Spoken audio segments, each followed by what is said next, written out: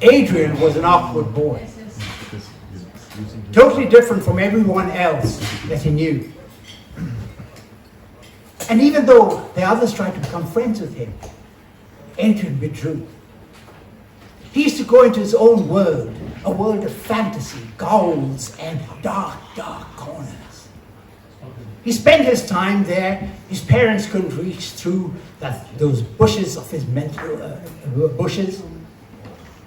And the days went by. Then one day, suddenly, Adrian heard, "Hello, my name is Maria." He was shocked. What is happening? I didn't imagine that. So he looked out to his mental bushes and he saw in front of him sunshine from this lovely girl's face. Somehow she touched him and she started reaching in to his forest. And he came out.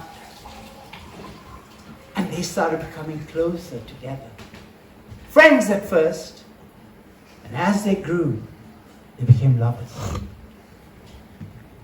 And finally, one day, they got married. It was joyful as they traveled around, enjoying the world together, seeing new lives and wonders.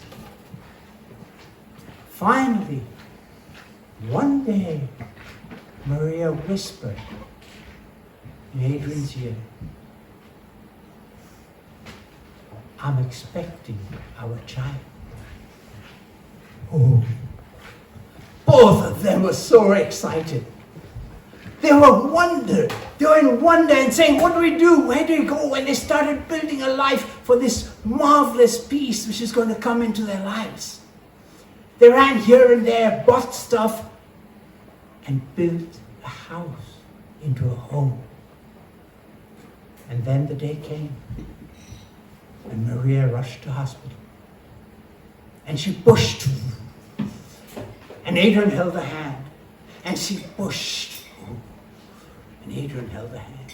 Once more she pushed with all her might, and the child came out. And Adrian held the child in his arms. He was so full of joy. He took the young girl and placed her on Maria's chest. The mother and child looked at each other as if giving each other hope and strength. And slowly, Maria's breathing started to get troubled. They took the child away from her, gave it to Adrian, and Rodria, all the doctors and nurses surrounded Maria. And they didn't get to say goodbye when Maria passed on.